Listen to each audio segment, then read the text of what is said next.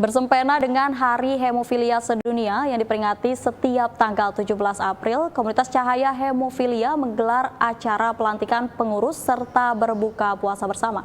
Dalam peringatan Hari Hemofilia, Komunitas Cahaya Hemofilia menekankan waspada penyebab pendarahan dan gangguan darah dari sifat genetik pada anak. Bertempat di salah satu ballroom Hotel Aston, peringatan Hari Hemofilia yang diselenggarakan Komunitas Cahaya Hemofilia dihadiri langsung oleh Kepala Dinas Kesehatan Provinsi Kepri, Muhammad Bisri, Wakil Ketua II DPRD Provinsi Kepri, Raden Hari Cahyono, Dirut RSUD Embung Fatima, Dirut RSUD Raja Ahmad Tabib, para dokter, Kepala Puskesmas Kota Batam, serta tamu undangan lainnya. Peringatan Hari Hemofilia Sedunia diperingati setiap tanggal 17 April.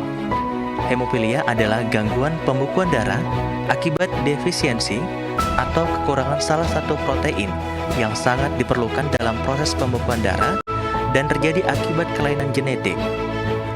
Hemofilia bukan disebabkan oleh virus, penyakit menular, kutukan, tetapi terjadi karena kerusakan faktor pembekuan darah. Komunitas hemofilia adalah sebagai wadah tempat di mana berkumpulnya para penderita dan orang tua, di mana mereka membutuhkan edukasi, sarana, maksudnya bagaimana mereka mendapatkan pelayanan pengobatan, di mana dokternya, di mana apanya.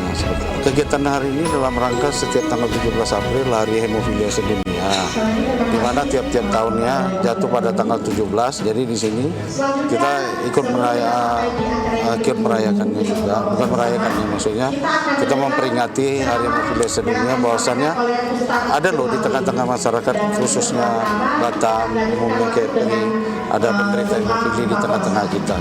Ya kita bukan minta dikhususkannya, tapi setidaknya dipermudah dan kerjasama dengan instalasi-instalasi terkait. Kita ini ibarat di atas kaki meja, 4 pilar di atas meja, di mana salah satunya adalah BPJS, tidak lepas dari pemerintah, pihak rumah sakit, farmasi, dan organisasi.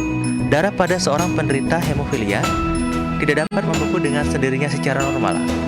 Proses pembekuan darah pada seorang penderita hemofilia tidak secepat orang lain yang normal. Dalam artian, akan lebih banyak membutuhkan waktu untuk proses pembekuan darah.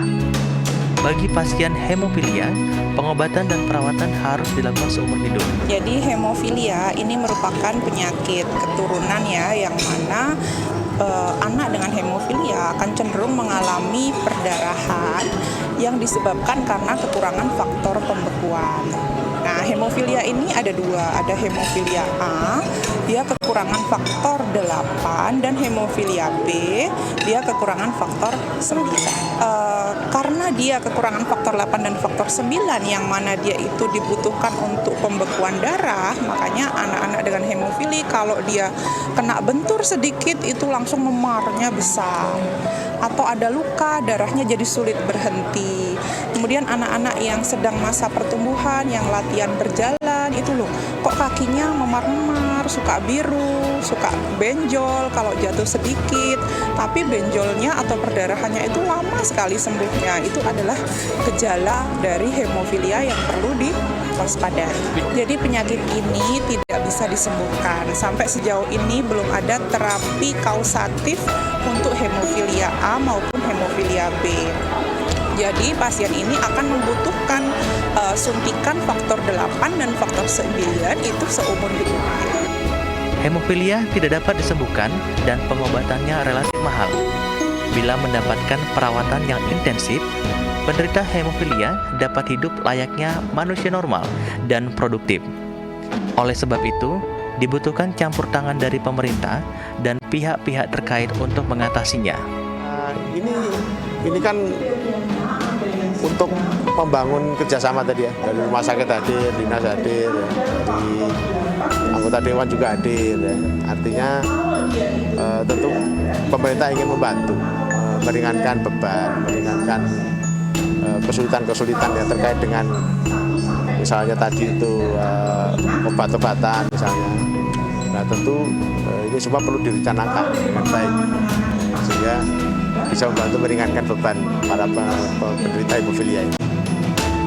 ini adalah acara peringatan Hari Hemofilia Sedunia, dan ternyata kita hidup di Kepulauan Riau, ada fakta, ada 50 penderita hemofilia, dan tentu saja penyakit ini adalah genetik, genetik, artinya ternyata disebutkan tadi di antara 10.000 ada penderita, dan di Kepri itu ada 50-an orang yang berat dan sedang, dan ternyata pembiayaannya cukup mahal, sehingga kami atas nama DPRD bernasib untuk bisa kemudian menolong para penderita di Kepulauan Riau ini.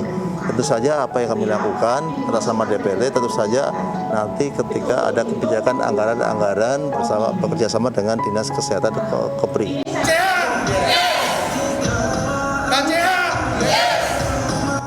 Tim Liputan Batam TV melaporkan.